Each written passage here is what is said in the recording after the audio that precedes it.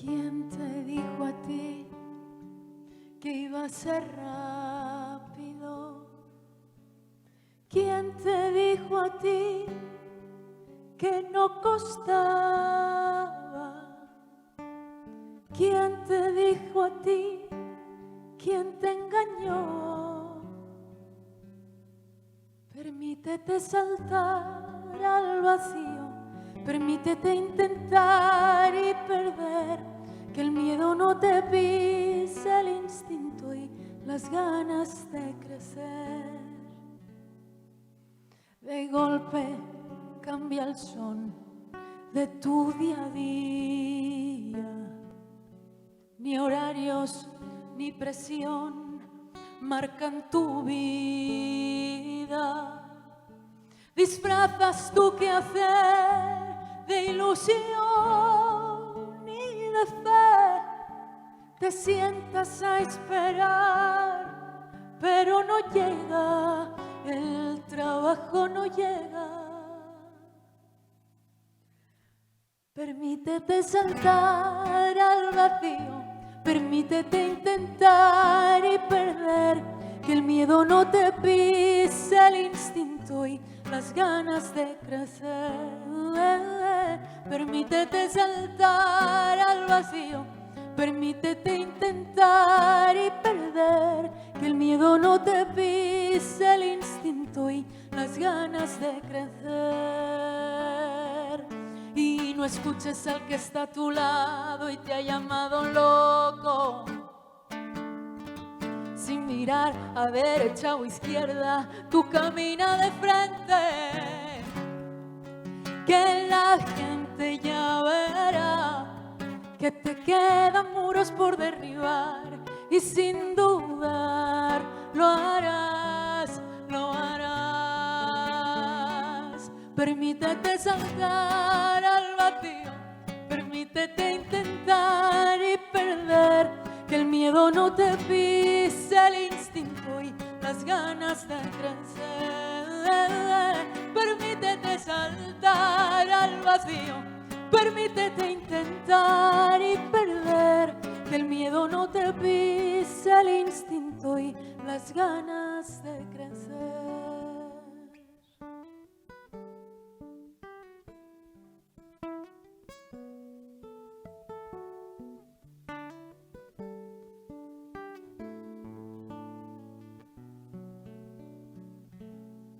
Marc López.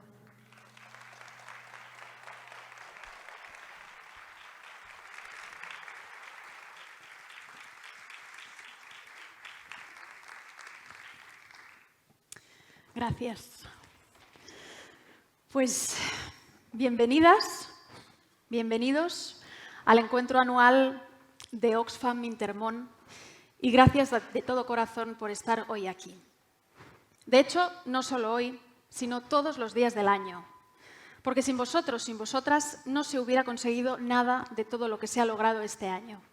Unas victorias que hoy Oxfam quiere agradeceros y devolveros desde este escenario, aunque solo sea un poquito. La canción que acabáis de escuchar lleva por título Saltar al vacío y describe un momento en la vida que no resulta nada fácil. La protagonista de la canción ha perdido su trabajo. Ya no tiene horarios y el miedo al futuro le invade. Volver a empezar no es fácil, pero no le queda otra que saltar al vacío, arriesgarse e intentarlo una y otra vez. Aunque la canción habla de una persona y a una situación concretas, creo que todos podemos sentirnos cercanos a esa sensación de estar viviendo tiempos complicados y al mismo tiempo a tener la sensación de que no podemos dejarnos vencer, que tenemos que seguir adelante, caminando de frente, porque el miedo no nos puede quitar las ganas de avanzar. A principios de año empezábamos a dejar atrás las olas de la pandemia. Empezábamos a ver la luz al final del túnel. Pero enseguida nos llegaba la noticia de que empezaba una guerra en Europa, en Ucrania. Las fronteras se llenaban otra vez de personas refugiadas y las consecuencias del conflicto llegaban a todos los rincones del mundo. Solo hay que ver cómo han subido los precios desde principios de año. Pero a pesar de todas las dificultades, de todo lo que llevamos a cuestas, lo cierto es que no nos hemos dejado vencer. Después de 2 años de pandemia y ahora de una guerra, hubiera sido fácil dejar caer los brazos, pero la verdad es que cada día nos seguimos levantando y somos muchos los que no perdemos las ganas de seguir trabajando. Oxfam Intermón tampoco ha perdido las ganas de trabajar por un mundo más justo durante este 2022. Durante la pandemia estuvo en primera línea, tanto en España como en el resto del mundo, atendiendo a las personas que habían perdido su trabajo o que no tenían acceso ni medicamentos ni a medidas de protección.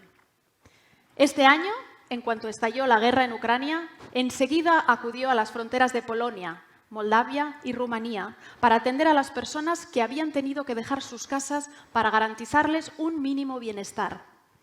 Y lo mismo ha ocurrido en otras crisis que golpean al mundo y que parecen haber desaparecido de las noticias. Pienso en el Yemen, en Siria o en Sudán. Crisis que Oxfam no ha olvidado y donde el trabajo no se ha detenido ni un momento. Un trabajo que ha sido duro, difícil e intenso, que a veces ha significado atreverse a saltar al vacío, pero que al final siempre ha valido la pena porque ha acabado dando sus frutos. Y para hablarnos de esos frutos, quiero daros la bienvenida a una persona que los conoce mejor que nadie, quien los ve en primera persona, Fran Cortada, director general de Oxfam Intermón. Muy buenas noches, Elena. Muy buenas noches. Hola, Fran. Bueno, comentaba hace un momento que todos tenemos un poco la sensación de estar viviendo tiempos complicados, que salimos de una y nos metemos en otra. ¿Realmente desde Oxfam se ha vivido también así? Sí, tú lo decías, ¿no? Parece que el mundo no nos da un respiro, ni aquí en España ni en cualquier lugar del mundo, ¿no? Llueve sobre mojado y son siempre las mismas personas las que más sufren. Fíjate, aquí en España, en el último año, 13 millones de personas están colgando de un hilo de la pobreza y de la exclusión social. 13 millones de personas que hacen malabares para llegar a final de mes y que tienen siempre esa angustia de si llegará una factura de la luz que no pueden pagar o si van a tener que escoger entre comprar carne o comprar los enseres de higiene o de material escolar. Y si eso nos pasa aquí, imagínate lo que pasa en muchísimos lugares del mundo donde la gente sobrevive con muy poco dinero y donde además los gobiernos no tienen la capacidad de garantizar derechos tan básicos como acceso al agua, salud, educación o protección social. El 2022 ha sido un año malo. Ha sido un año donde después de 2 décadas de ir consiguiendo bajar en los niveles de pobreza extrema, de nuevo ha subido. Hay más gente viviendo en pobreza extrema de lo que habíamos visto en los últimos 20 años. Pero a la vez hay esperanza. Fíjate lo que ha ocurrido durante la pandemia, lo que ha ocurrido durante Ucrania. Los gobiernos, la ciudadanía se ha movilizado más solidaria que nunca. Y eso nos tiene que dar la esperanza de pensar que gobiernos y ciudadanía, cuando nos sumamos, cuando unimos fuerzas, tenemos la capacidad de transformar la realidad. Qué bien oírte. Bien, más allá de nuestro entorno más cercano, las consecuencias de la guerra se han acabado extendiendo por todo el mundo, a lo que suman las crisis activas desde hace años. No se habla de ellas, pero siguen ahí, ¿no? Siguen ahí. Fíjate, mientras hablamos, 66 millones de personas en el Sahel y en el Cuerno de África están al borde de la hambruna. Llevamos 5 años de sequía consecutiva, la peor de los últimos 50 años. Eso está ocurriendo aquí, ahora. Cada 36 segundos muere alguien por hambre. Y eso no es aceptable. Eso no tendría que estar ocurriendo. Estuve en Sudán del Sur hace apenas 2 meses. En Sudán del Sur no hay 5 años de sequía, hay 5 años de inundaciones continuadas. La gente lo ha perdido todo. Ha perdido su casa, ha perdido sus campos, ha perdido sus ganados. 8 millones de personas están ahora mismo sin saber qué comerán mañana. Estuve prácticamente 10 días recorriendo comunidades, hablando con la gente, escuchando sus historias personales, porque detrás de las cifras hay sueños, hay vidas, hay personas. Y recuerdo, por ejemplo, Elizabeth, una mujer que vivía en Upper Nile y que perdió su casa, perdió su ganado, perdió todos sus cultivos, perdió las semillas y se tuvo que desplazar 1.800 kilómetros, donde yo la conocí, en Akok, Y ahí estaba sobreviviendo, sacando unos pocos ingresos, vendiendo leña que cogía en el bosque y desde ahí, pues con eso daba de comer a sus 3 hijos. Y con ese tipo de gente es con la gente que la trabajamos, ¿no? Y tú hablabas de Ucrania. Bombardeos de Ucrania. Vemos en las noticias cada día y pensamos, cada vez que cae una bomba está destrozando una infraestructura de energía, una infraestructura de agua. Entramos en los meses más crudos del invierno y millones de personas en Ucrania no van a tener agua, no van a tener calefacción y van a vivir temperaturas de menos 20 grados. Necesidades humanitarias que nunca han sido tan acuciantes y al nivel que estamos viendo ahora. Sin embargo, tanto en España como en el resto del mundo, Oxfam Intermón no ha dejado de trabajar. Nos hablabas de tu viaje a Sudán del Sur y de la situación extrema que se está viviendo. ¿Qué está haciendo Oxfam allí? Desde luego no nos quedamos parados. Si algo caracteriza a Oxfam es justo estar en los lugares más remotos, en los lugares más difíciles, trabajando codo con organizaciones locales, con las comunidades y además denunciando, interpelando a los gobiernos, obligándoles a actuar, a asumir responsabilidades, a garantizar también la financiación para todas estas crisis humanitarias de las que estamos hablando y denunciando también las causas estructurales. Hace apenas una semana estuvimos en la cumbre del clima de Egipto denunciando que el clima, ese cambio climático que aquí nos parece que qué calor que hace, en muchos países del mundo ya está matando gente. Lo hicimos de la mano de líderes indígenas del Amazonas, de organizaciones del Pacífico, de activistas climáticos de Burkina Faso, de Chad, que luego más tarde tendremos la oportunidad de ver. Es muchísimo lo que hacemos. En Ucrania llevamos trabajando sin resuello desde el principio del conflicto. Hemos llegado a más de 720.000 personas ya, garantizando agua, saneamiento e higiene, garantizando asesoría legal, garantizando apoyo psicosocial. Pensemos que son muchísimas las familias que son madres con hijos y con hijas, gente mayor que se siente muy perdida cuando sale del país y todo eso es muy importante. Yo hablaba de Sudán. En Sudán llevamos 30 años trabajando. 30 años trabajando y ahora llegando a más de 500.000 de personas con acceso a agua potable, dotándoles de insumos para poder cultivar semillas, herramientas, fertilizantes para que puedan salir adelante. Y así podríamos estar hablando de Siria. Tú mencionabas Siria. Yo estuve en Siria también justo antes de la pandemia. En Siria fuimos la primera organización que tuvo permiso para entrar a trabajar ya hace 11 años del conflicto de Siria. 12 millones de personas afectadas, 90% de pobreza extrema. Desde entonces estamos trabajando ahí y fue muy impactante ver la transformación que puede tener nuestro trabajo. Ver cómo rehabilitar, por ejemplo, sistemas de regadío permite a la gente empezar a cultivar y eso reactiva los mercados locales, o cómo restaurar todo el sistema de agua de Alepo benefició a cientos de miles de personas. Es muchísimo lo que hemos hecho, muchísimo también lo que queda por hacer. Bien, nos dicen ya que tenemos que reducir el tiempo. Te hago la última pregunta. Hablas de construir futuros, pero como se dice que el futuro es una página en blanco que está por describir, ¿cómo te imaginas tú ese futuro? ¿Y qué se está haciendo para construirlo?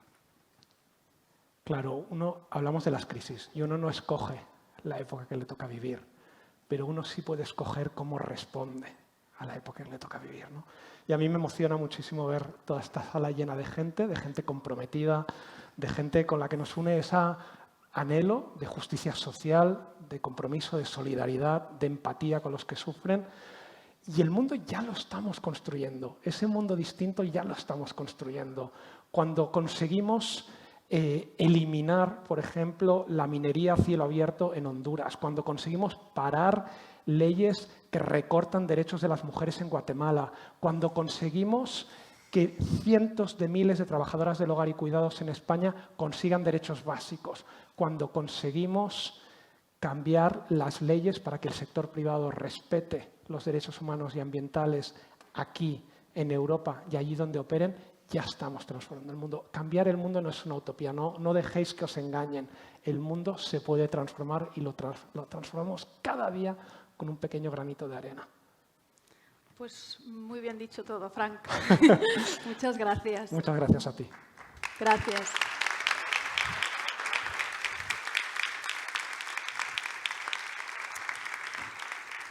Pues sí, tal como comentaba Frank, las crisis humanitarias van ligadas a situaciones de extrema desigualdad y de violaciones de los derechos humanos. Cuando las personas no podemos acceder a mecanismos de protección, cualquier crisis nos golpea con una violencia insospechada.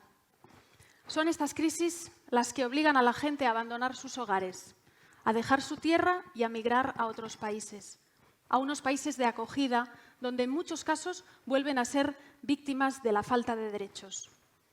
Oxfam es muy consciente de la vinculación entre la falta de derechos humanos y unas condiciones de vida dignas.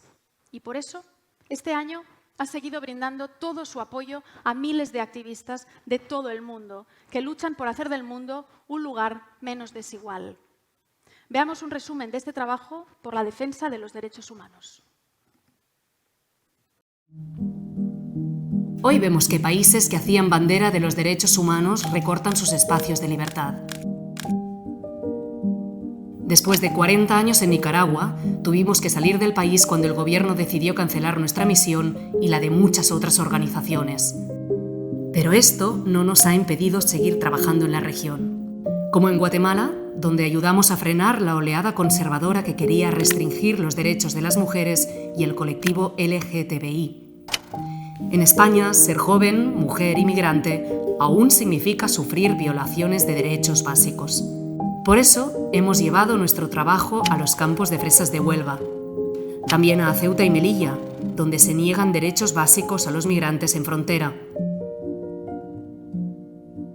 Y hasta las puertas del Congreso, donde apoyamos a las trabajadoras del hogar por sus derechos laborales. Una lucha que este verano por fin culminaba en victoria. Y que sigue a las victorias de la Ley Rider, el impuesto del 15% a las multinacionales y la persecución de los paraísos fiscales.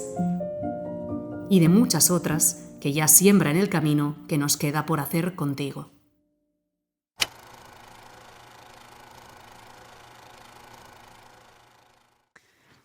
En pleno siglo XXI, sí, un aplauso. Muy bien.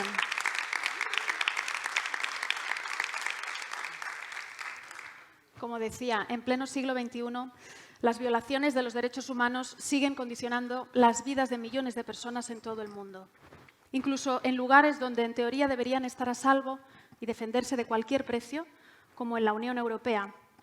Estas semanas hemos visto, por ejemplo, cómo la tragedia ocurrida en Melilla con el salto de la valla no ha trascendido de verdad hasta que la BBC ha publicado su propia investigación. El problema de la ocultación de noticias e incluso de la propagación de noticias falsas ha adquirido en nuestros tiempos una gran importancia.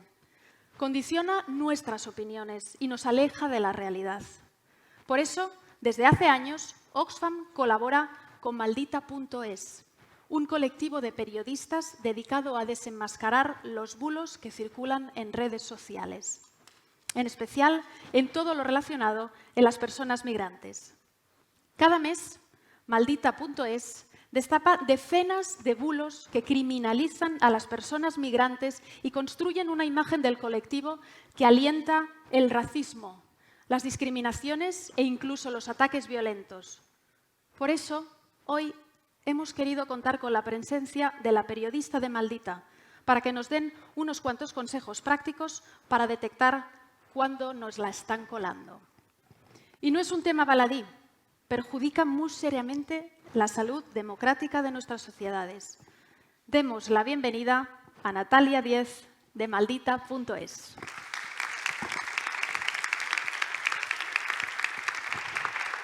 Muchas gracias, Elena, y muchísimas gracias a Oxfam y a todos por estar aquí.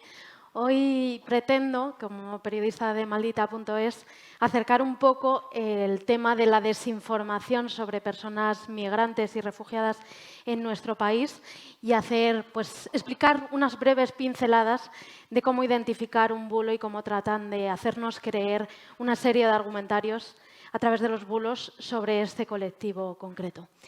Para quienes estéis aquí, que seguro hay muchas personas que no conocen a Maldita.es, nosotros somos un medio de comunicación y una de nuestras patas fundamentales es la lucha contra esta desinformación que la hacemos día a día, pues revisando lo que dicen nuestros políticos, pero también revisando todo lo que circula por redes sociales para identificar estos bulos y poder pararlos a tiempo. Para empezar, ¿cuántos aquí habéis oído hablar del término fake news? Que levante la mano. Vale, creo que todos o casi todos habéis escuchado este término y ahora os voy a pedir una cosa, eliminadlo de vuestra mente. No lo recuperéis, no lo uséis, ¿por qué? Porque cuando nosotros hablamos de desinformación y cuando hablamos de fake news, a muchos de nosotros puede que se nos venga a la mente, para empezar, a Donald Trump utilizando este término para desacreditar un trabajo periodístico riguroso.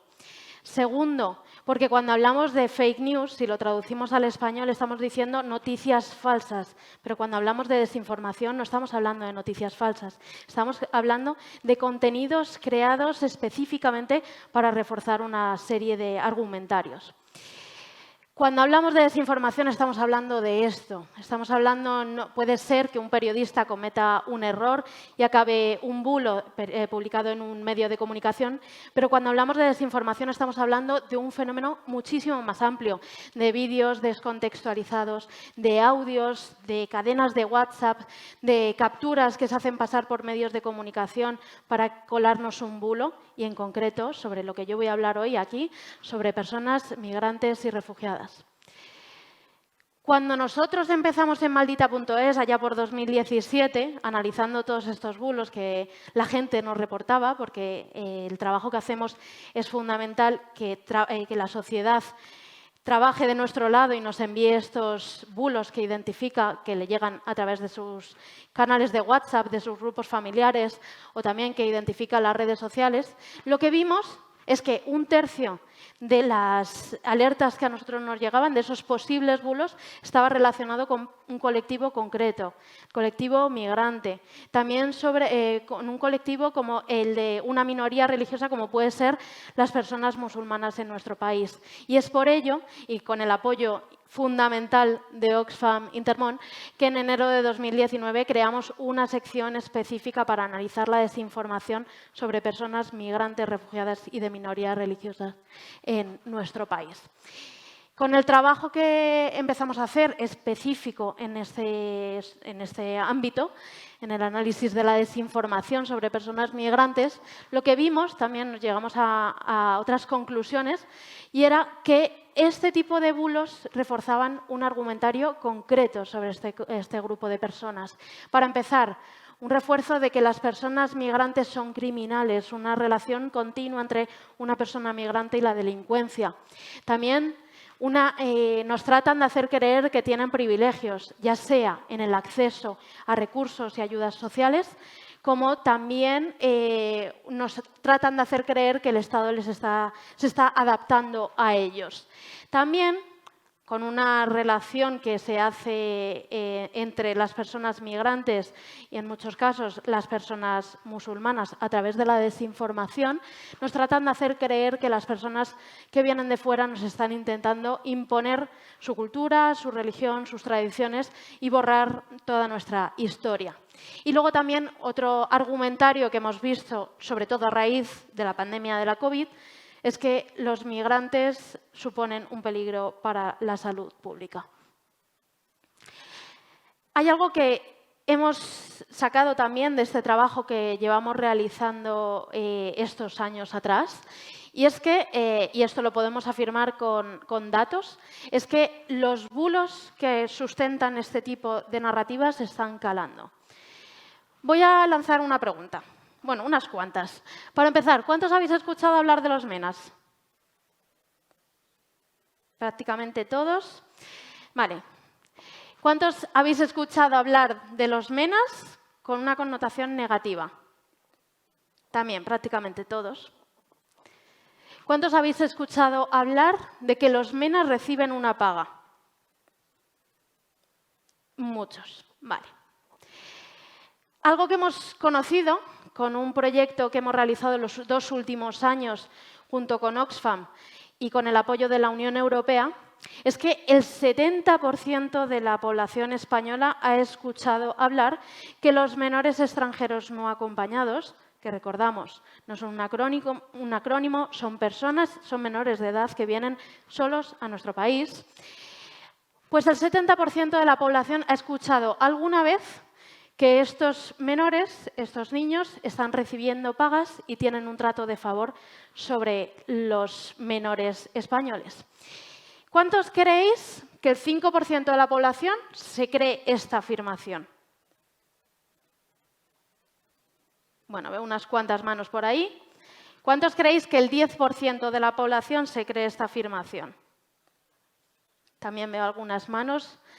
No sé si los que no habéis levantado es que os creéis que se la cree más gente, pero lo que nos muestran los datos es que 1 de cada 4 personas en España se cree que los menores extranjeros no acompañados reciben una paga. Pues esto es un bulo. Hay algo que podéis salir de aquí sabiendo, y es que los menores extranjeros no acompañados no reciben una paga. Nos han tratado de hacer creer que reciben una paga de 400 euros al mes, de 600 euros al mes, 700, hasta cifras desorbitadas como la que vemos ahí en pantalla de 1.125 euros. Otras afirmaciones que la gente y narrativas de odio que la gente está escuchando en nuestro país sobre las personas migrantes. Que el Estado da trato de favor a este colectivo. Como veis ahí, un 84% de la población en España lo ha escuchado alguna vez y un 32% se ha creído esta afirmación. Y cuando hablamos de estos bulos que están calando, estábamos hablando de unas ciertas narrativas, hemos hablado de esos argumentarios que se sustentan. Hablamos de este tipo de contenidos. Por ejemplo, lo que veis aquí en pantalla son unas capturas de un vídeo que circuló muchísimo por WhatsApp en el que se veía a unos chavales en un aula de un colegio tirando el mobiliario. Bueno, pues este vídeo se movió diciendo que eran menores extranjeros en España y que así estaban mostrando cómo les estábamos acogiendo, así estaban agradeciéndonos la acogida. Bueno, era un vídeo que no tenía nada que ver con España, no estaba grabado en nuestro país, no eran menores extranjeros en nuestro país, estaba grabado en Brasil y eran muchachos brasileños. Otro ejemplo del tipo de bulo que sustenta la afirmación de que los extranjeros, las personas migrantes, son criminales es este vídeo que veis una captura en pantalla. Era un vídeo en el que se veía a unos chicos negros entrenar en un paseo marítimo y que se movió con mensajes como impactante entrenamiento de los recién llegados a Canarias. Es un vídeo que circuló con el aumento de llegada de pateras a las Islas Canarias en el año 2020, a finales del año 2020, y también circulaba con otros mensajes que nos decían que eran unos migrantes que venían mandados por Marruecos y que formaban parte del ejército marroquí. Bueno, la realidad es que no tenía nada que ver con esto. Era un vídeo que estaba subido por uno de los protagonistas a su cuenta de TikTok. Era un luchador de artes marciales mixtas que estaba en España y también viajaba a otros países de Europa porque estaba compitiendo en su especialidad. Y que no tenía nada que ver con migrante, pero los desinformadores estaban usando el color de piel y la actualidad para colarnos un bulo. Otro tipo de argumentarios que nos tratan de hacer creer con los bulos es, pues, por ejemplo, cadenas de WhatsApp que nos dicen que hay un grupo de padres musulmanes que está exigiendo que se retire la carne de cerdo en los comedores escolares de su municipio. Una cadena que además la vemos que es zombie. Nosotros decimos que un bulo es zombie cuando vuelve y vuelve y vuelve y vuelve a circular. Pues en este caso, además de ser zombie, también iba mutando y iba cambiando el nombre del lugar donde supuestamente había ocurrido. Era mentira. Ni en Reynosa, ni en Almojía, ni en Hervás, ninguno de esos municipios tenía un grupo de padres musulmanes que estaba exigiendo la retirada de la carne de cerdo de los comedores escolares. Y otro ejemplo es que, por ejemplo, con la apertura del nuevo curso escolar, también se empiezan a mover contenidos que afirman que en diferentes comunidades autónomas se está impartiendo la religión islámica y nos tratan de hacer creer que esto tiene que ver que es un cambio nuevo, que tiene que ver con la inmigración reciente, que el Gobierno actual está cambiando la legislación, cuando en realidad es un acuerdo llegado entre la Unión de Comunidades Islámicas de España y el Gobierno de España en el año 1992. Y luego, por último, el último argumentario que nos tratan de hacer creer o reforzar con estos bulos es que los migrantes suponen un peligro para la salud pública. Ya lo veíamos con ese señalamiento a la comunidad china al inicio de la pandemia, pero a lo largo del tiempo lo que empezamos a ver también es que esto se extendía a otros migrantes.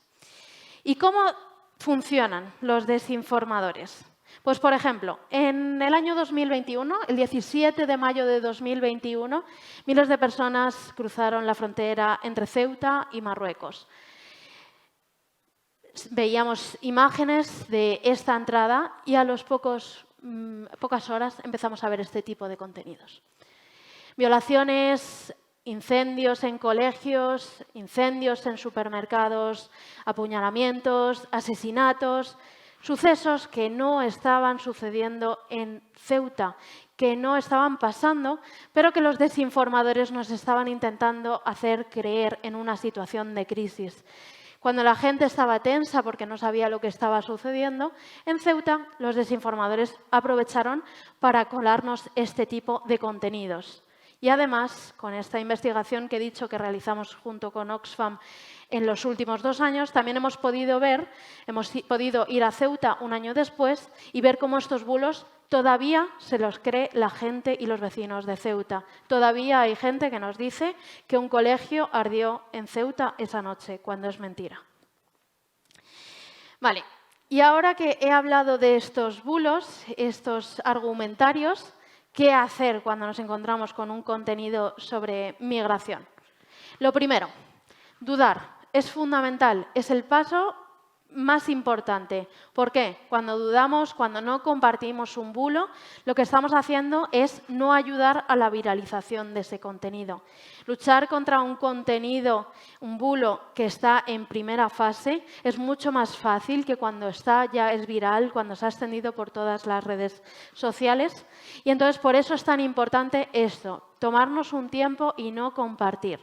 Segundo, tomarnos este tiempo y en vez de compartir, ir a las fuentes oficiales. Por ejemplo, nos tratan de hacer creer que está habiendo un atentado, que pues, un suceso en realidad es un atentado relacionado con inmigración. Vamos a las fuentes oficiales y vemos a ver qué es lo que nos están diciendo. Tercero, usar las herramientas que tenemos a nuestra disposición. Este es uno de los pasos que más importancia le damos en maldita.es.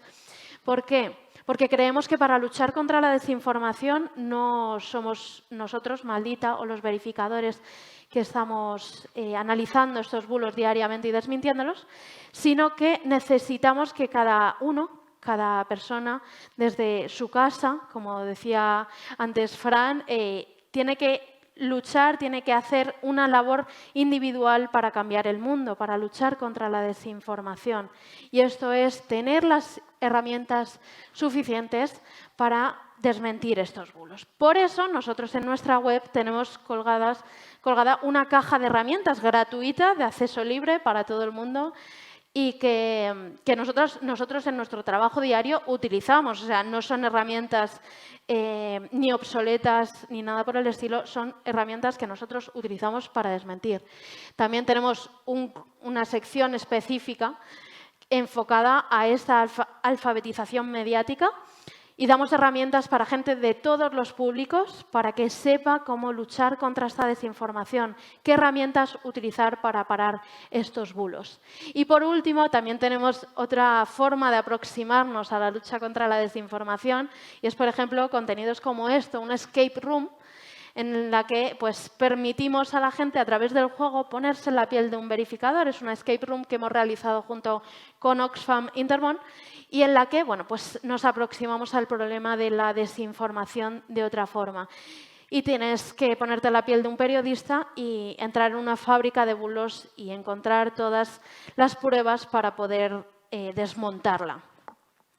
Y por último, si aún así con todas estas herramientas no tenemos no sabemos cómo hacer frente a un contenido concreto. Tampoco hay que sentirse mal, esto nos puede pasar a todos. Y por eso nosotros tenemos a disposición de todo el mundo de la ciudadanía un servicio de WhatsApp con el que, bueno, pues con solo un clic, reenviándonos ese contenido que han mandado a través de un grupo familiar o un grupo de amigos, nos podéis enviar esos contenidos y así nosotros los verificaremos por vosotros. Muchísimas gracias.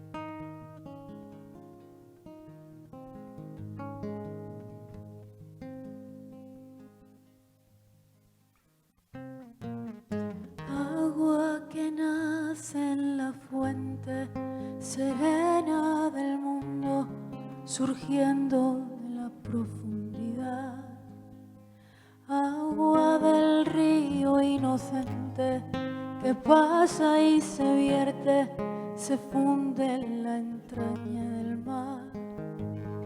Aguas oscuras del río que llevan la fertilidad o el dolor.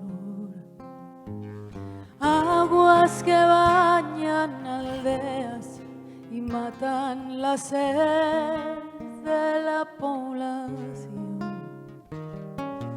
Aguas que mueven molinos, son de esas aguas que pueden matar y luego vuelven humildes al fondo en la tierra. Al fondo a la tierra, tierra, planeta, agua, tierra, planeta, agua, tierra, planeta, agua,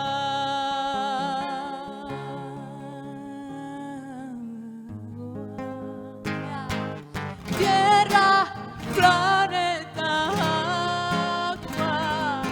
Tierra, planeta, agua, tierra, planeta,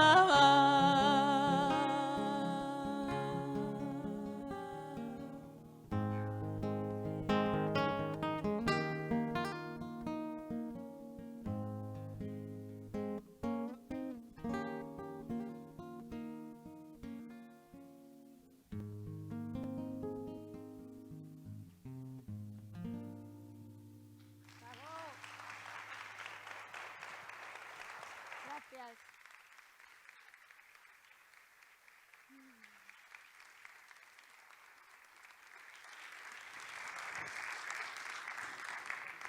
Seguro que sois muchos quienes conocíais esta canción, original de la portuguesa Guilherme Aranches. Yo la he descubierto gracias a este acto y me he enamorado tanto de ella que creo que no la voy a soltar, ya os lo digo. En su momento la versionó Ana Belén. Es una canción de amor al agua como fuente de vida, como esencia básica de la tierra. Una canción ecologista antes de que muchos empezaran a hablar de ecologismo. Hoy, por desgracia, son millones las personas que tienen que abandonar la tierra y el agua que las ha visto nacer, porque esa tierra ya no da fruto. La crisis climática ha provocado que en muchas regiones del planeta la lluvia haya dejado de caer. Las temperaturas se hayan disparado, la tierra se haya convertido en arena y las inundaciones arrasen con viviendas, escuelas y campos de cultivo. Desde hace años, Intermón Oxfam asume la lucha contra la emergencia climática como una prioridad. Ofrece las herramientas para combatir sus efectos nocivos entre la población más vulnerable y apoya a las nuevas generaciones en su lucha por vivir en un planeta sostenible. Estas son algunas de las acciones que se han llevado a cabo este año en la lucha contra la emergencia climática. La emergencia climática ha pasado de ser un fenómeno cuestionado a estar en la agenda de muchos países. Pero parece que algunos líderes mundiales piensan que no viven en el mismo planeta que el resto. Por eso, desde Oxfam Intermón, vamos a seguir recordando a la clase política que tiene que cumplir sus obligaciones con el planeta. En la COP de Egipto hemos reclamado justicia climática a los líderes mundiales. En Burkina Faso proporcionamos tierras, herramientas y formación para construir un muro verde de árboles que detenga el avance del desierto. En el Pacífico Sur hemos financiado la construcción de diques y plantaciones que frenen el avance del mar. Y la formación a las generaciones más jóvenes es una de nuestras prioridades. Es una de las armas más efectivas en esta lucha y la que aporta más esperanza a la humanidad. Hoy en todo el mundo ya hemos formado a miles de personas, una nueva generación de activistas que nos llena de esperanza de cara al futuro. Porque estamos decididos a luchar por un planeta donde nadie tenga que dejar su tierra. Las semillas ya están plantadas y los frutos no tardarán en llegar.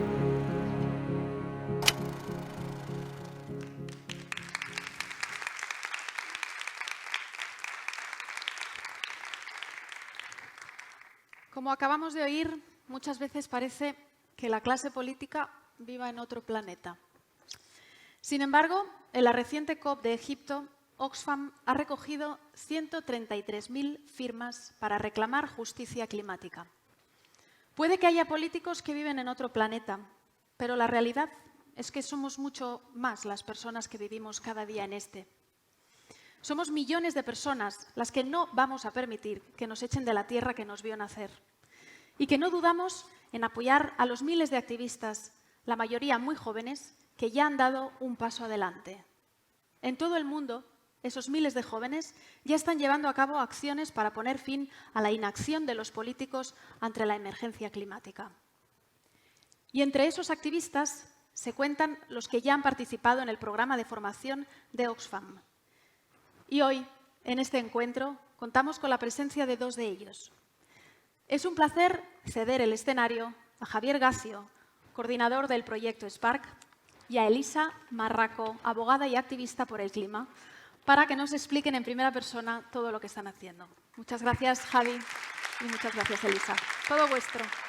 Bueno, muchas gracias, Elena, y gracias a todas. Es un lujo, la verdad, estar aquí. Como decía Elena, pues Elisa y yo formamos parte de este proyecto Spark, que con Oxfam Intermón y otras 19 organizaciones de 13 países de Europa busca formar y movilizar a jóvenes por la justicia climática, ¿no? En estos 2 años de proyecto, yo llevo 2 años más o menos dentro del proyecto. Con Elisa nos conocimos ahora un medio año, más o menos. Nos encontramos en una de las formaciones. Y en estos 2 años hemos compartido mucho contenido sobre la emergencia climática en redes sociales, que es como nuestro lenguaje y nuestro medio para comunicarnos con las personas más jóvenes. Hemos llegado a más de 7 millones de jóvenes en España. Hemos formado a más de 7.000 jóvenes entre 16 y 29 años en España, tanto dentro de un programa en escuelas secundarias como en los talleres en los cuales nos encontramos con Elisa. Y también hemos facilitado espacios de movilización, ¿no? A mí me tocó personalmente ir a la COP. Este año no me ha tocado, no nos ha tocado a ninguno de las dos, pero yo fui el año pasado. Y una de las cosas que más me impactó es conocer a gente y a personas que están viviendo los efectos de la crisis climática directamente y de una manera muy fuerte, ¿no? Y distinta a cómo lo vivimos aquí. Había el ejemplo de una persona que vivía en el Pacífico y que cuando estaba explicando su testimonio estaba hablando literalmente de que mi isla y mi casa se hunde debajo del agua, ¿no? Entonces son como realidades muy palpables que no siempre vemos aquí y es una de las cosas que más me gustan a mí, ¿no? del proyecto, Elisa. Me permito el lujo de interrumpirte porque eso de que esas realidades no las vemos aquí. Yo soy de Zaragoza, pero mi abuela vive en Cataluña y en la costa, todos los años, el mar, cada día hay menos playa. Entonces, es verdad que evidentemente, como siempre aprendemos en este proyecto, ¿no? La tormenta viene para todos igual, pero cada uno venimos utilizando un barco completamente diferente, ¿no? Y claro, no es lo mismo cuando te coge con el yate, con un buen servicio que te ayuda, o cuando tienes una piragua o ni siquiera sabes nadar, ¿no? Y efectivamente pues son las visiones que siempre... Por eso hace falta luchar tanto, porque al final los que más hemos contribuido a este horror de mundo, luego tiene muchas cosas buenas también, pero peor lo pasan. O sea, nosotros estamos así tranquilos y los que menos han contribuido, peor lo pasan. Misma tormenta, diferente barco, ¿no? Totalmente. Es como uno de nuestros lemas y metáforas que nos gusta. Y nos recuerda la importancia de escuchar las voces de las personas que lo están viviendo en primera línea y a lo mejor con menos recursos y con distintas circunstancias y menos habilidad para afrontar esta emergencia, ¿no? Y por eso queríamos mostraros ahora un vídeo de una colega activista de Burkina, Farida, que nos va a explicar un poco las realidades en Burkina ante esta emergencia climática. Bonjour à tout le monde, j'espère que vous vous portez bien. Alors, je suis Bonkungu Wenfanga Safiatou Farida du Burkina Faso. J'appartiens à la structure Jeunesse Unie pour un développement durable. J'avoue que ça aurait été un réel plaisir pour moi d'être présente avec vous pour ce partage, mais c'est sûr que d'autres occasions vont se présenter. L'économie de mon pays repose majoritairement sur l'agriculture et l'élevage, et même à 90%. C'est vraiment important de le souligner parce que ce domaine-là est abandonné par nos populations qui préfèrent aller rechercher des meilleures conditions de vie ailleurs plutôt que de rester dans ce domaine-là qui n'est plus vraiment rentable, qui n'est plus exploitable. Également, je partage avec vous l'histoire d'une femme qui a été abandonnée par son mari, qui a préféré aller se retrouver dans des conditions de vie favorables pour revenir avec de quoi nourrir ses enfants et sa femme. Mais cette femme qui a été abandonnée, elle n'arrivait pas à s'en sortir parce qu'il n'y avait pas d'eau, il n'y avait pas de terre cultivable. Elle était seule, abandonnée à elle-même, et parfois elle était même obligée de ne pas se nourrir pour remettre quelque chose à ses enfants. Parce que c'est ça aussi être une femme en réalité. Également, j'ai vécu une situation avec ma famille. Nous avons perdu plus de 2 hectares. 2 hectares de plantation de maïs juste l'année passée. Et j'imagine, avec ces familles qui ne répondent que par l'agriculture, se retrouvent avec des pertes à cause des inondations ou même des pluies qui ne sont pas présentes. C'est vraiment désastreux. Je l'ai intégré quand j'avais l'âge de 13 ans. Et depuis lors, j'essaie en fait d'apporter ma touche tant que je peux. Des campagnes de reboisement chaque année que nous organisons dans des villes différentes. Des campagnes de sensibilisation pour appeler aux jeunes, aux femmes de respecter surtout la nature, de se donner en fait à la pratique pour pouvoir contrer les effets néfastes des changements climatiques. Il y a des formations, des lobbying. Et également, je tiens à signaler qu'avec le projet GESAC, nous avons appris tellement. Nous avons pu avoir les compétences d'influenceurs afin d'aller vers nos autorités compétentes et leur rappeler combien de fois il est important de tous se mener à la lutte pour une justice noble, une justice climatique bien sûr.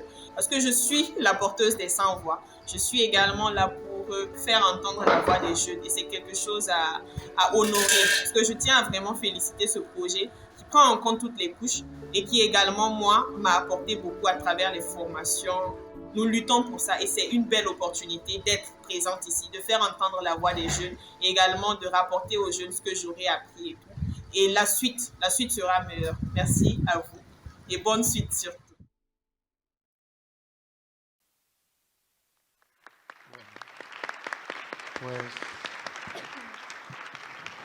Bueno, a mí es lo que más me ha gustado de participar en un proyecto como este, es el conectar con esta gente que está muy lejos y que te explica esta resiliencia, ¿no? Esta manera de sobreponerse cuando te ocurren, pues te quedas sin agua o tus medios de vida se ven muy limitados y tienes hasta en peligro, o sea, tienes que dejar de comer, ¿no?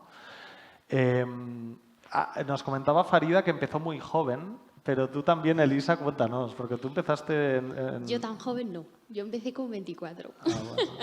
Pero es verdad que en mi caso yo soy hija de familia de ecologistas, entonces antes de que todo esto fuera afortunadamente un tema de conversación tan recurrente, en mi casa ya empezábamos reciclando y demás, pero a mí lo que me cambió muchísimo la perspectiva fue irme a vivir un par de años a Ghana. Yo me fui por otros motivos, no el activismo, sino a trabajar a la embajada y a un proyecto de cooperación de la Unión Europea. Y claro, yo veía que la contaminación en el país, yo vivía en Accra, en la capital, y era brutal. O sea, no había gestión de residuos, había plástico por todas partes. Ghana tiene línea de costa y es que además es hogar de tortugas marinas de 3 de las 8 especies que hay. Y iban a dejar sus huevos ahí entre un montón de plástico. Y entonces, claro, pues empezamos a hablar, ¿no? Varios amigos míos de Ghana, varias amigas francesas y dijimos, aquí hay que hacer algo. Y efectivamente, pues montamos una ONG que además yo siempre me hacía plantearme, ¿no? ¿Cuál es el valor añadido de una ONG más? Pero en el fondo, en tu parcela de actuación, y yo creo que eso es lo guay con este proyecto de Spark, ¿no? Cuando te alineas y te alías con otra gente, vuelas. Porque esa energía de cambiar las cosas, y por supuesto que tienen que venir cambios estructurales. O sea, yo no pienso que por recoger plástico en las playas de Ghana, bueno, sí, cambiaba lógicamente que la playa cuando te ibas estaba limpia, pero es que venía otra marea y volvía a traer el plástico, ¿no?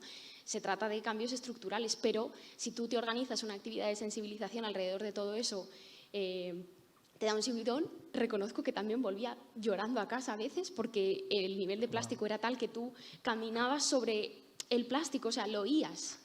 Y decía yo, esto no sirve para nada, ¿para qué voy a seguir? Pero luego, lógicamente, la gente cuando te organizabas ese tipo de actividades eran maravillosas, ¿no? Sí. Entonces, con este proyecto, que yo al volver a España no tenía esa fortaleza, me he encontrado una gente que en otros puntos de España, sabiendo que trabajáis en otros lugares de Europa, están bregándose y sobre todo que es gente joven también. O sea, que al final que mi madre, mi padre, tu familia, las vuestras, vosotros que sois socios de Oxfam, ¿no? Luchéis, es muy importante porque al final no todo el mundo tiene ni el tiempo, ni la energía, ni el tal, pero contribuyes. Entonces ejerces como esa parte proporcional de tu responsabilidad. Y que las que siempre tienen que pagar son las empresas, que ya va siendo hora, por favor. Sí, hay que trabajar. No, toma ya. Lo hablábamos, hay que trabajar como de todos los niveles, ¿no? A nivel individual y nivel local, pero luego a nivel político también. Y eso es lo bueno también de un proyecto y de trabajar con Oxfam, ¿no? Que tiene como la capacidad de apoyar desde varios frentes. Y también ahora que mencionabas, y con una de las colegas de los talleres, un día tomando un café, estábamos como casi desahogándonos de, me siento muy sola, yo me siento muy solo, vamos a juntarnos, ¿no? Esa sensación de hacer red, ¿no? Que es de lo... No, y además de verdad que lo siento fundamental porque un poco también con lo que contaba antes Elena, esa canción primera de Saltar al vacío, yo me he sentido mucho así, ¿no? Porque también todas las expectativas de te vas a comer el mundo y demás, y luego llegas aquí, Europa es mucho más compleja que un país como Ghana, que dentro de las múltiples realidades que hay también en África, pues dentro de su complejidad también tiene bastante nivel de desarrollo para lo que pueden ser otros países, ¿no? Y claro, esa fortaleza que yo tenía para seguir luchando en Europa, dices, pero si hay tanta gente ya luchando, ¿para qué me voy a animar yo también, no? Entonces, efectivamente, claro, y conocer a esta gente en este proyecto, como a ti o como otros activistas, pues es que es muy necesario, porque además luego no vuelvo a lo de antes, ¿no? No se trata de hacer un activismo exclusivamente de arremangarte, ensuciarte y demás, sino que hay mucho tipo de activismo y el que hacéis vosotros desde Oxfam es fundamental, porque tú como ciudadana que, bueno, pues sí, si hay un procedimiento de participación pública, tú mandas unas alegaciones, pero yo, aunque no ejerzo como abogada, he padecido participar en unas alegaciones para una ley. Es aburridísimo, tienes que estudiar un montón, no está al alcance de todo el mundo. No, y ahora pensaba también, porque tenemos algunas colegas del proyecto que sí que han estado en Egipto hasta hace nada. ¿Y tú qué opinas cuál es el rol de la juventud? Porque a veces también se pide mucho, ¿no? Ahí me contaba María, una de las colegas, que estaban con las negociaciones retrasadas, que se retrasó la cumbre. Muchas partes de las delegaciones y personas se habían ido ya porque tenían que regresar, pero ahí seguía un grupo de jóvenes, ¿no? Manifestándose. Les recuerdan que hay mucha gente que está reclamando cambios. O sea, y por ejemplo, después de la de Egipto, pues es verdad que bendito que se ha aprobado daños y pérdidas, perdón, pero hasta Dubái de 2023. O sea, por favor, la acción es ya. Si estamos en un estado de emergencia climática, donde se ha visto que para el año que viene. Entonces, efectivamente, es esencial que la gente, además, lo que hablamos, una sola no puede, pero todas, sí. Muy bien. Muy bien.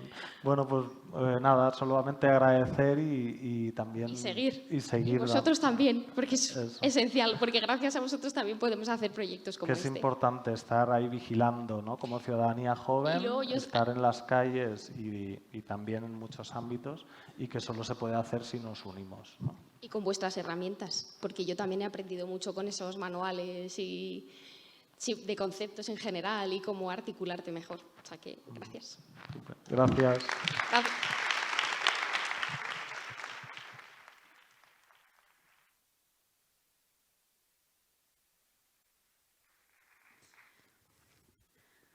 Bueno, yo creo que Elisa ha dicho una frase: cuando te alías a las demás personas, vuelas.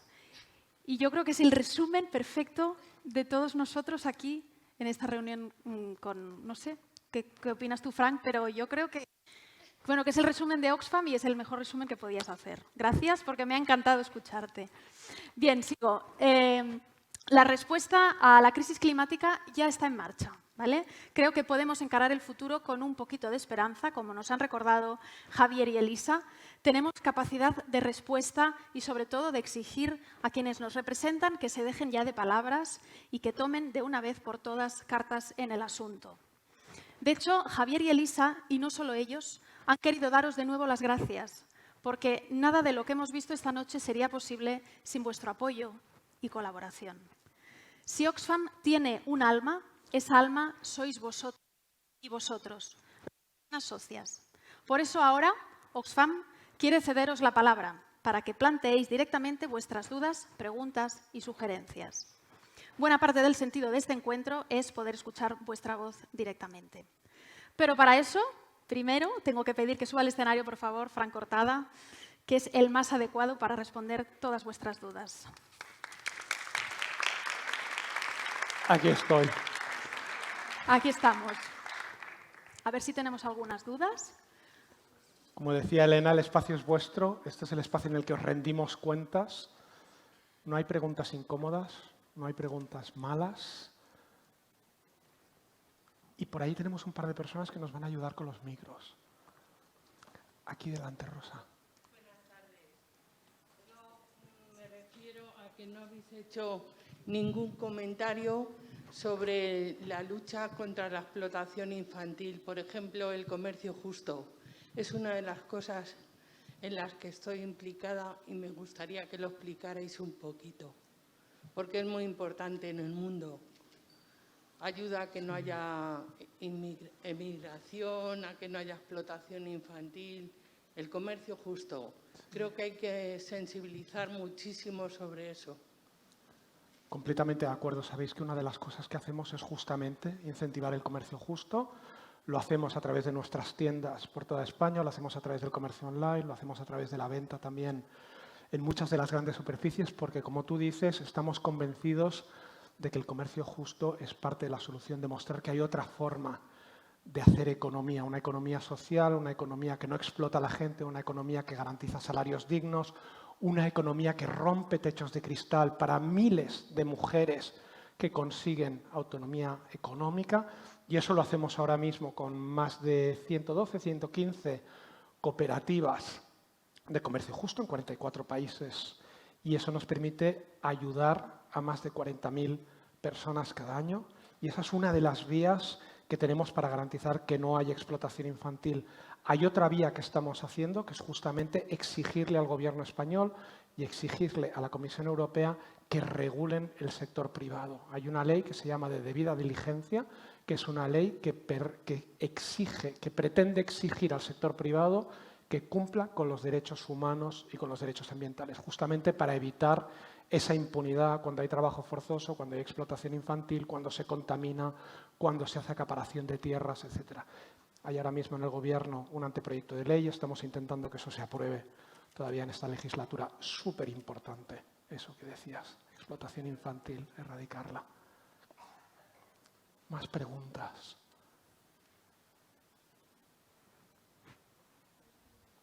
Allí en el centro, como en la fila 6. Hola, buenas tardes. Mi pregunta es, ¿cómo priorizáis ante tanta crisis por todas partes, ¿no? Y la sostenibilidad yo creo que requieren una inversión a largo plazo, muchos cambios, ¿no? También, entonces, ¿cómo repartís recursos? ¿Dónde centráis las prioridades en distintas regiones del mundo para, por un lado, ¿no?, atender las necesidades de personas que se están muriendo, si no, pero también promover un cambio de paradigma? Sí. Es una muy buena pregunta y es verdad que es complicado, ¿no? Porque llevamos una hora aquí hablando y lo decía Elena, las crisis, ¿no?, se solapan, se agolpan.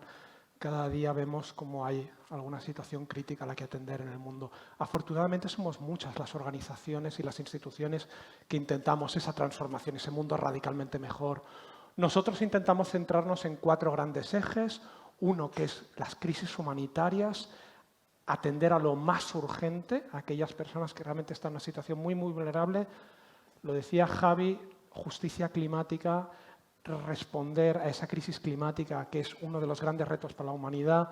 Y luego trabajamos mucho en derechos económicos, en esa capacidad de acompañar a la gente a que tengan esa capacidad financiera, tener medios de vida por sí mismos, y luego derechos humanos, esa violación de derechos humanos de la que nos hablaba Elena, ya sea en frontera sur, ya sea derechos LGTBIQ en muchísimos países donde todavía están perseguidos, derechos de las mujeres. En términos porcentuales, es verdad que el trabajo humanitario requiere más inversión y en términos de financiación es una parte sustantiva del presupuesto, es prácticamente el 36% del presupuesto. La parte climática es una parte importante también, es el 17% de nuestro presupuesto, y luego los otros 2 ejes están entre el 12 y el 15%. Intentamos concentrarlo, como tú decías, mucho pensando en el largo aliento, en no dispersarnos mucho y ganar en capacidad de impacto sostenible, durable en el tiempo. Y eso a veces significa no atender a algunos países o no atender a algunas causas, sabiendo que hay otras organizaciones que lo van a hacer. Buscamos muchísimas sinergias. Nos hablamos mucho con otras organizaciones y nos coordinamos mucho también en los países. Había una pregunta por aquí. Perdonadme, es difícil de veros y corro el riesgo de caerme.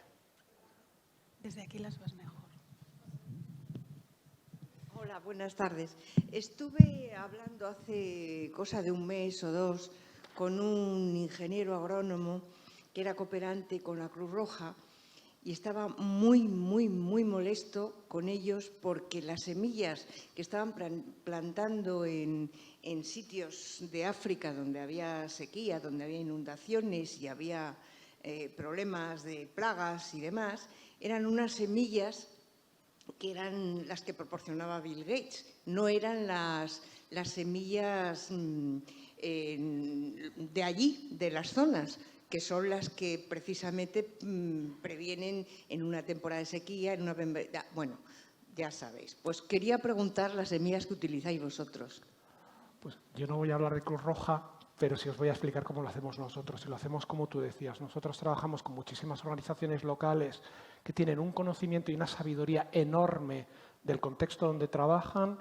Nosotros no compramos semillas importadas, intentamos dinamizar mucho el mercado local, compramos semillas locales, que son variedades mucho más resistentes, mucho más resilientes al contexto, y escuchamos mucho también a la comunidad. No vamos dogmatizando de qué es, cómo cultivar, cómo hacer las cosas, sino que escuchamos muchísimo y aprendemos mucho también de las técnicas agrícolas tradicionales, que muchas veces son las que son más resistentes a las sequías, a las plagas, y así lo hacemos. Y desde ahí conseguimos grandes rendimientos también y conseguimos que la gente salga adelante, no solo que salga adelante en términos de subsistencia, sino que consigan en muchas ocasiones vender en los mercados locales y en algunas ocasiones incluso en los mercados regionales o globales, como lo que hablábamos del comercio justo.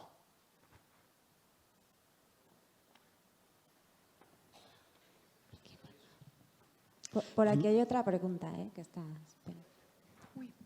Buenas tardes. Sí, buenas tardes. Primero, pues agradecer muy sinceramente el acto de esta tarde y los contenidos que nos estáis dando. Me ha parecido de gran valor todo lo que hemos escuchado y por eso pues me alegro de haber estado. Llevo siendo socio y participando, bueno, de alguna forma como colaborador en Intermon Oxfam muchos años. Incluso tuve la suerte de participar en uno de los viajes que potenciáis y me encantó conocer actividades en directo. Ahora, sin embargo, dado que el director nos ha dicho que no hay preguntas molestas, sino que cualquiera sirve, me gustaría saber si en vuestras reuniones de cómo conseguir la recaudación que sin duda necesitamos, que si no la necesitáis, os habéis planteado alguna vez si los sistemas de recaudación a veces pueden ser los adecuados o algunos inadecuados.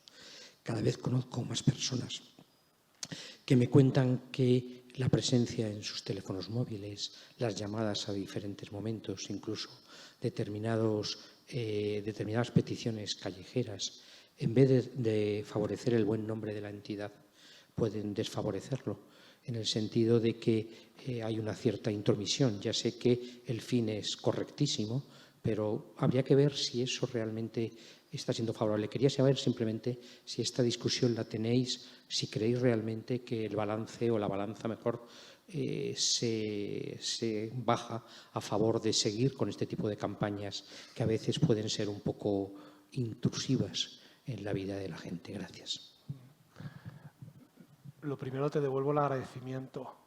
No sabéis la emoción, no sabéis lo que significa estar aquí y teneros enfrente a muchas de las socias y los socios, y cuando habláis de los años que lleváis con nosotros, me emociona muchísimo y es muy sincero.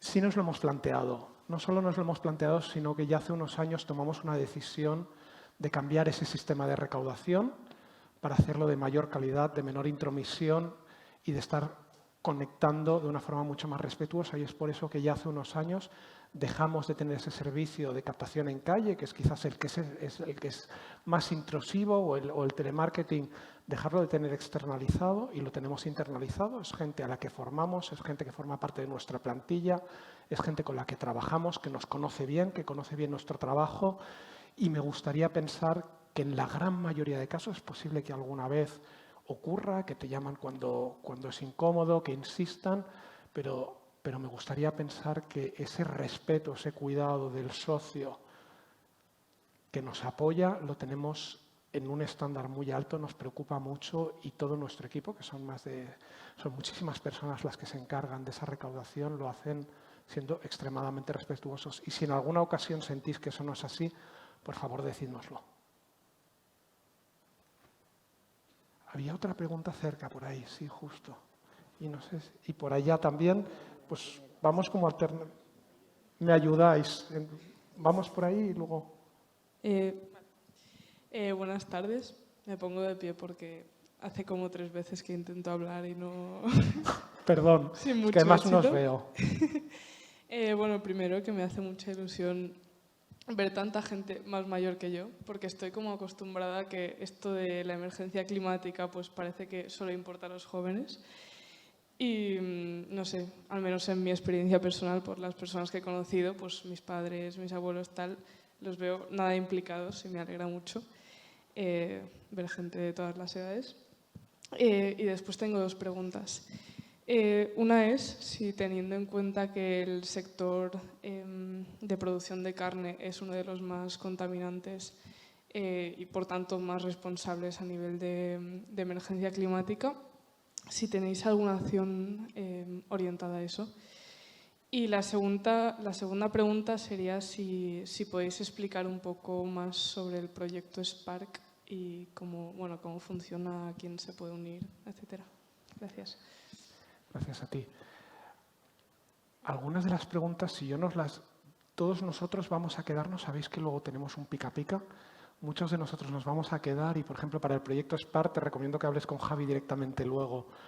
Para toda la parte cárnica, mira, nosotros tenemos clarísimo una de las cosas que venimos denunciando desde hace mucho tiempo es esa combinación de la pérdida de fertilización de muchas de las tierras que va a ocurrir en los próximos años y como la prioridad tiene que ser para agricultura en los países, para la gente, para el consumo individual. Y ahí es verdad que llevamos muchísimo tiempo denunciando tanto el acaparamiento de tierras que ocurre en el continente africano como lo que venimos viendo en toda la deforestación del Amazonas, en toda la zona de Paraguay, Brasil, etcétera, donde se están deforestando hectáreas y hectáreas de cultivo para el cultivo de la soja. Entonces, desde ahí, claramente, somos muy conscientes de que el consumo de carne genera toda una cadena de dependencias en términos de consumo de agua y de deforestación y de agricultura que debería ser para consumo humano, que no está pasando en muchísimos de los países donde trabajamos. En la misma línea, en nuestros propios productos de comercio justo, somos muy conscientes de que nuestros propios productos de comercio justo tienen una huella de carbono también. Y es por eso que estamos trabajando muchísimo en la reducción de la propia huella de carbono en nuestros productos. Pensamos siempre mucho en el transporte. Sabemos que el transporte de productos a miles de kilómetros genera huella, pero fijaros, el 90% de la huella de carbono de muchos de estos productos que vienen de lejos no es el transporte, es la producción. Y nosotros, por ejemplo, hemos trabajado muchísimo, por poner un ejemplo, en Paraguay, en toda la producción de azúcar de caña y hemos conseguido reducir a la mitad la huella de carbono de la producción de nuestro azúcar de caña, que deja una huella de carbono sustantivamente inferior que la de muchos productos de los supermercados. Yo me quedo también a pica-pica, me podéis buscar los que os quedéis con preguntas. Había una por allí de hace rato, una por allí y luego hacemos estas tres y luego...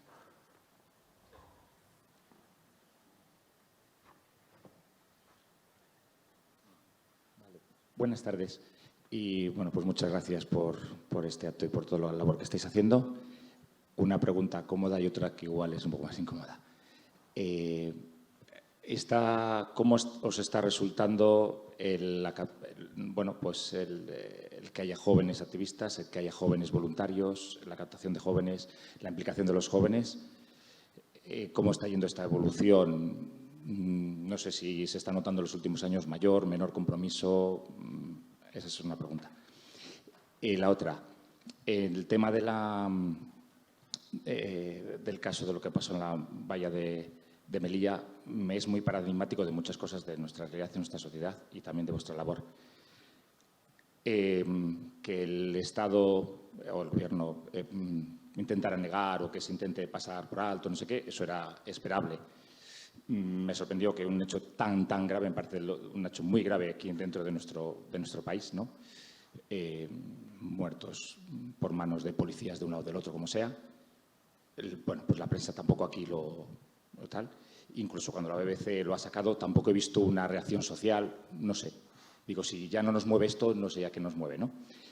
Y me alegró que llegó una campaña vuestra pidiendo firmas, pero digo, vale, pues como que ibais a hacer algo, pero no ponía qué ibais a hacer. O sea, llegaba como ¿estás en contra de esto o quieres dar, vale, pues si firmabas o tal? Pero no ponía que ibais, me sorprendió que no ponía si esas firmas iban, dónde iban a ir, que no eran ni firmas, es que no se pedía el DNI. Entonces me llamó, normalmente las firmas, si no me equivoco, tienen que ir con el DNI o algo así. Y solo se pedía teléfono y email. Y no se decía si se iba a mandar una carta al gobierno, si se iba a reclamar en algún sitio, dónde y qué se iba a hacer. Vale, gracias. Empiezo por la segunda. Esas peticiones de firma eran justamente para exigir una investigación exhaustiva de lo que estaba ocurriendo en Melilla. Eso lo seguimos exigiendo, se lo hemos exigido al Gobierno de España. Estuvimos esta semana, justamente estaba la Comisaria Europea para Derechos Humanos aquí en Madrid, nos reunimos con ella, le exigimos también que tomara cartas en el asunto, que exigiera al Gobierno de España esa investigación exhaustiva y, mientras tanto, nosotros seguimos trabajando en Frontera Sur, trabajamos con con otras organizaciones socias en todo lo que es esa protección de la gente que cruza el estrecho y trabajamos también, como hemos visto, también con todo ese colectivo migrante que trabaja en toda esa zona. Para la primera pregunta que me hacías, los jóvenes, yo no sé si hay menos compromiso, yo creo que hay otro tipo de compromiso distinto. Es verdad que los que tenemos mi edad nos comprometíamos de una forma distinta, dábamos nuestro tiempo, de una militancia mucho más sostenida en el tiempo. Ahora los jóvenes, lo hemos visto, los jóvenes están muy comprometidos con su tiempo, exigiendo, pero lo hacen de otra forma, lo hacen militando igual en causas, no necesariamente en organizaciones, utilizando muchísimo las redes sociales. Javi nos decía 7 millones de jóvenes siguiéndonos en las redes. Trabajamos muchísimo con gente joven en ese espacio digital. Nos cuesta más atraerlos a las tiendas, hacer un turno concreto, porque es gente que estudia, es gente que tiene una vida muy dinámica, que no necesariamente se puede comprometer, por ejemplo, a estar en una tienda cada semana en un turno, ¿no? Pero yo tengo mucha fe en los jóvenes. Yo siento que cuando se les pide acción y compromiso se suman muchísimo y con muchísima vehemencia y con muchísima determinación, ¿eh? ¿Una? ¿Ninguna?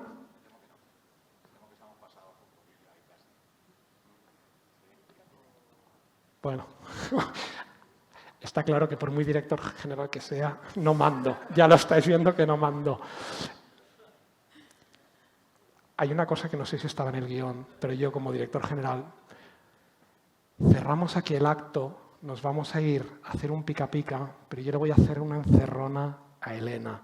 Elena, ha sido un lujo tenerte acompañándonos en el acto, haciendo de maestra de ceremonias, guiándonos como una sherpa a lo largo de toda esta hora.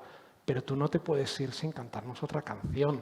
¡Ostras! En todos los conciertos hay bises. Ah, claro. ¿Verdad que tiene que hacernos un bis?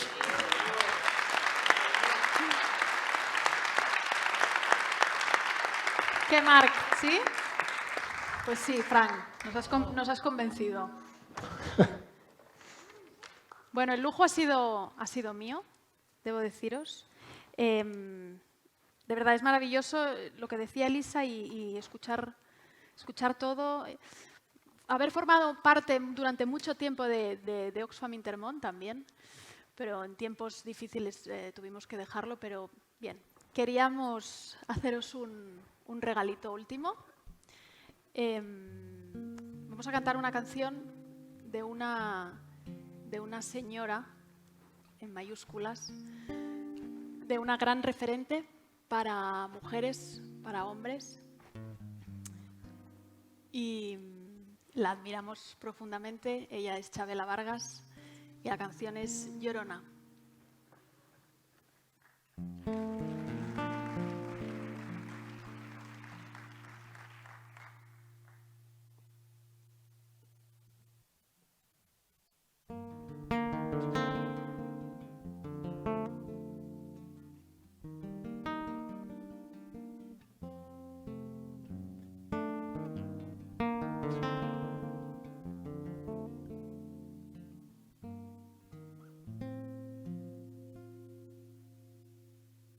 Todos me dicen el negro y Llorona, negro pero cariñoso. Todos me dicen el negro y Llorona, negro pero cariñoso.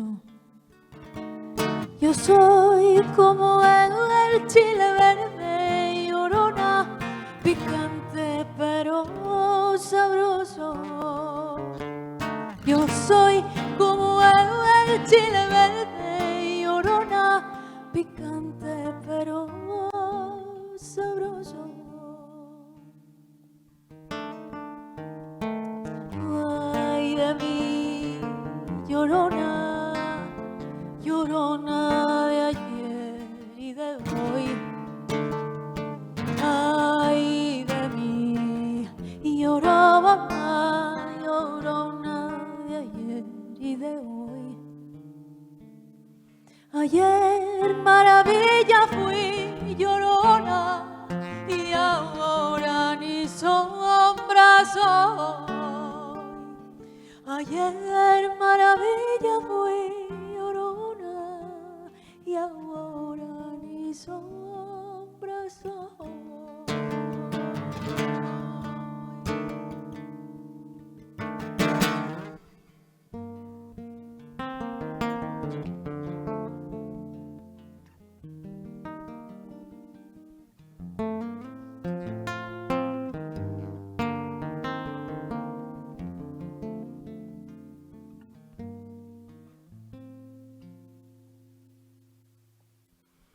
Dicen que no tengo duelo, llorona, porque no me ven llorar.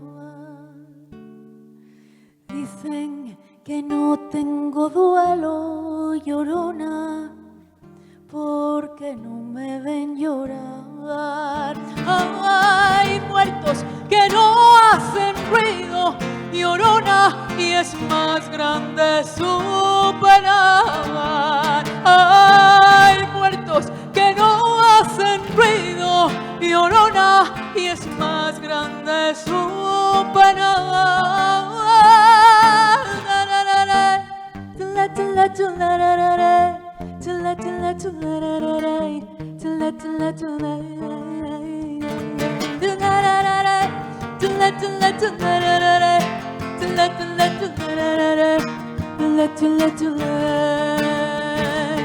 Todos me dicen el negro, llorona, negro pero